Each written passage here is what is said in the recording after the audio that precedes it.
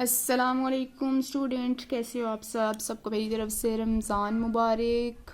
I hope आपकी preparation अच्छी जा रही होगी। जिन आप लोगों को अगर मेरी वीडियो से कोई फ़ायदा हो रहा है तो प्लीज़ मुझे लाइक ज़रूर कीजिएगा। और आज की वीडियो बहुत ही इंटरेस्टिंग और मज़े की है और बहुत ही इंपॉर्टेंट टॉपिक है ईटा की प्रिपरेशन के हवाले से।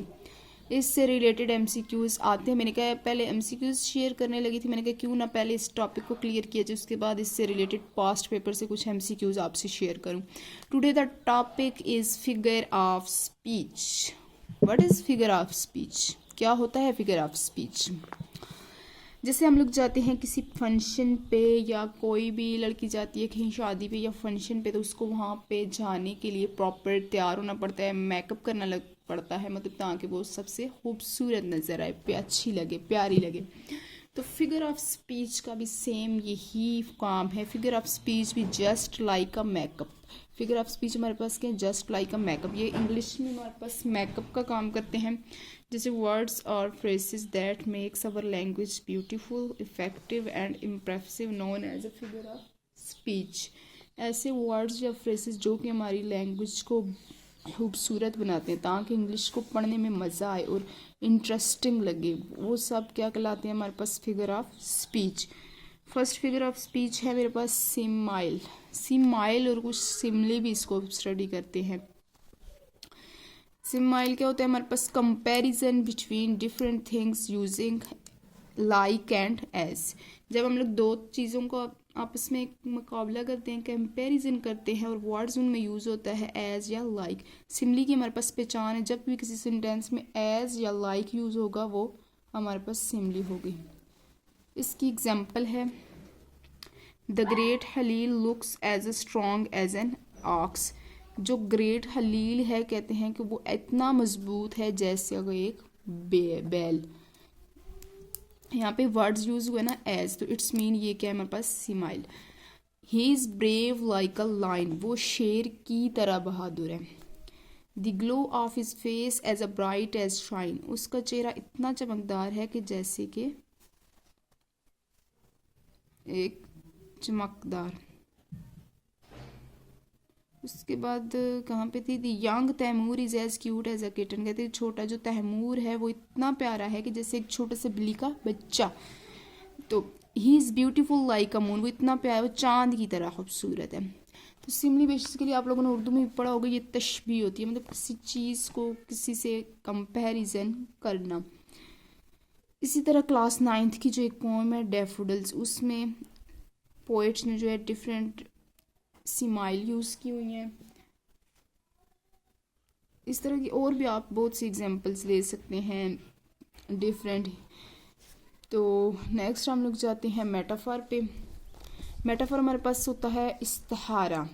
इसमें जो है डायरेक्ट किसी चीज़ को उससे, इस यहाँ पे कंपैरिजन नहीं किया जाता सिमाइल की तरह। जैसे सिमाइल में एज या लाइक का वर्ड यूज़ करते हैं, यहाँ पे एज या लाइक के वर्ड्स को अवॉइड करना है, यूज़ नहीं करना है। जैसे एग्जांपल देखें, my teacher is an angel. मेरा टीचर क्या फरिश्ता है। यहाँ पे ये नहीं कहा my teacher is like an angel.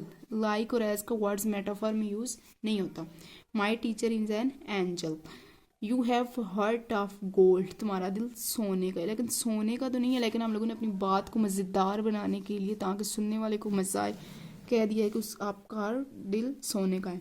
Camel is the ship of desert. ऊंट जो है सहरा का जहाज़ है। This class is zoo market. अक्सर टीचर्स आगे क्वेश्चन में कहते हैं दिस क्लास इज जू। ये क्या मछली मंडी बनी हुई है, क्या चिड़िया घर आप लोगों ने बनाया हुआ है? तो ये हमारे पास क्या होते हैं? मेटाफर। एलिट्रेशन। एलिट्रेशन मतलब तकरार। Having same first consonant sound. जब मतलब किसी भी सेंटेंस में 2-3 वर्ड्स की जो फर्स्ट साउंड है कॉन्सोनेंट वो एक जैसी आ जाए तो उसको हम लोग कहते हैं alliteration.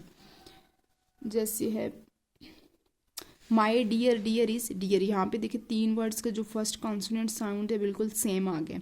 Sheep should sleep in a shed. S S S S. ये फर्स्ट कॉन्सोनेंट साउंड क्या है? सेम है। Little Laxman likes a lychee. L L L. Consonant sounds के सेम है। I saw some sea shell on a sea shore. ये अक्सर आया हुआ होता है, ठीक है, अक्सर ज़्यादातर ईटा के टेस्ट में आया हुआ होता है।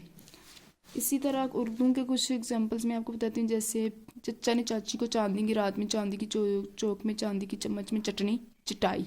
इस तरह के इंग्लिश में इसको एलिट्रेशन कहते हैं। नेक्स्ट है hyperbole. Hyperbole more than requires exaggeration. जब मतलब बात को हम लोग बहुत खूब बढ़ा चढ़ा कर बयान करते हैं हम लोग। जैसे मैं कह दूँ कि कायदे आज़म को तो मैंने अपनी आंखों के सामने बड़े होते हुए देखा, न्यूटन की तो बात ही ना करें, उसको तो मैंने अपनी आंखों के सामने मेहनत करते हुए देखा, पाकिस्तान मेरे सामने बना। ये मतलब बातों को बढ़ा चढ़ा के बयान करना, जो बात हकीकत में ना हो उसको वैसे ही मतलब इस तरह से बयान कर देना, तो उसको हम लोग कहते हैं हाइपरबोल। जैसे I am so tired I could sleep for a year. मैं बहुत थका हुआ हूँ, मैं पूरे साल के लिए सो सकता हूँ। लेकिन पूरे साल के लिए तो कोई भी नहीं सो सकता, लेकिन यहाँ पे जैसे मतलब बहुत लंबी लंबी छोड़ देना वाली बात होगी hyperbole. I told you 1000 times about this. मैंने तुम्हें इसके बारे में 1000 दफ़ा कहा। 1000 दफ़ा तो कोई नहीं कहता, लेकिन कुछ लोग जो होते हैं बात को थोड़ा ज़्यादा अगर बोल दें 4-5 दफ़ा तो वो वर्ड्स यूज़ कर देते हैं thousands. I would move mountains for her. मैं उसके लिए पहाड़ों को मूव कर सकता हूँ, मतलब हिला सकता हूँ। मैं उसके लिए पहाड़ों को हिला सकता हूँ। कौन हिला सकता है? कोई भी नहीं हिला सकता। It's just a hyperbole. उसके बाद है प्रोनाउंसिफिकेशन, मतलब किसी भी जान को जानदार की खूबी दे देना। To give a human property to a non human. किसी मतलब ह्यूमन प्रॉपर्टी किसी नॉन ह्यूमन को दे देना।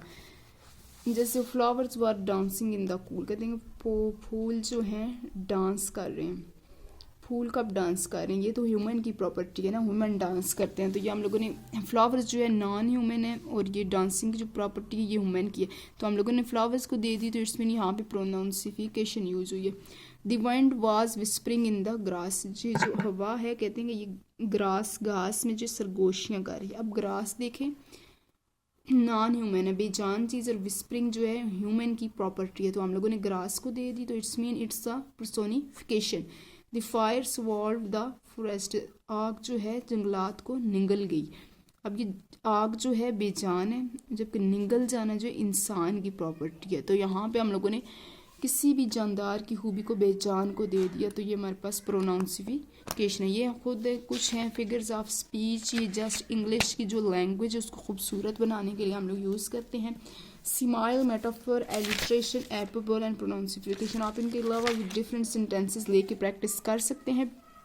सिमाइल में हम लोग एज या लाइक का वर्ड यूज़ करते हैं। मेटाफर में डायरेक्ट उसको मतलब उस जैसा बोल दिया, जैसे टीचर को एंजल बोल दिया, हार्ट गोल्ड का है। उसके बाद एलिट्रेशन एंड हाइपरबोल। ये थी आज की वीडियो।